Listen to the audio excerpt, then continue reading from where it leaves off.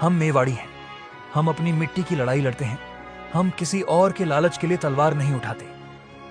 फैसला साफ था, न बाबर का साथ न लोदी का समर्थन। पर इधर दौलत खान के पास समय नहीं था। डर, लालच और महत्वाकांक्षा ने उसकी आंखों पर पट्टी बांध दी। उसने झूठ बोला, एक झूठ जिसने सुलगती आग को भड़काया। अपने बेटे दिलावर खान को भेजा बाबर के पास और कहा, लाहौर भी तुम्हारा है और राजपूताना भी तुम्हारे साथ खड़ा है। बाबर के कानों में यह बात पिघले सोने की तरह गिरी।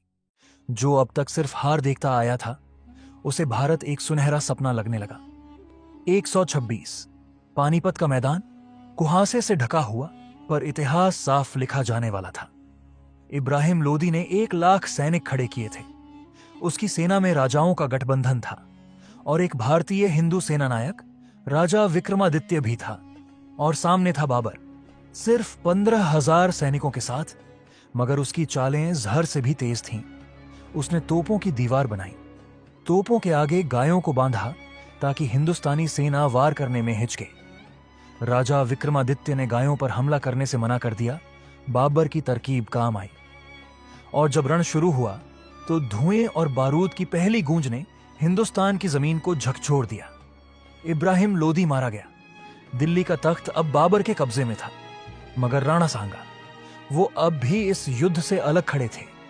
उन्होंने न बाबर का साथ दिया न लोदी का।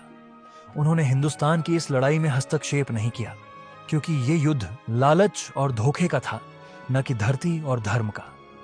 दिल्ली की गद्दी पर बाबर का कब्जा हो चुका था। पानीपत की जंग में मिली जीत ने उसके घमंड को आसमान तक पहुंचा दिया था। मगर अब उसकी नजरें थीं बयाना के अभेद्य किले पर। उसकी आंखों में जलन थी उस किले को देखकर, जो अब तक उसकी ताकत के सामने झुका नहीं था। लेकिन बयाना का किलेदार निजाम खान एक सच्चे योद्धा की तरह खड़ा रहा। बाबर की हुकूमत को सिरे से ठुकरा दिया। यह खबर जब मेवाड़ के शेर राणा सांगा के कानों तक पहुंची तो उनका लहू उबाल मारने लगा। यह सिर्फ एक किला नहीं था, यह राजपूती स्वाभिमान की अग्नि परीक्षा थी। सांगा गरजे, यह समय है जब हम बाबर को दिखाएं कि हिंदुस्तान की मिट्टी में पैदा हुआ हर सपूत अपनी आखिरी सांस तक मातृभूमि की रक्षा करेगा।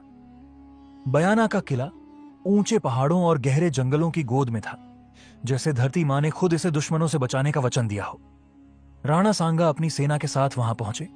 उनकी आंखों में एक ही आग थी, या तो विजय या वीरगति। रणभेरी बजी।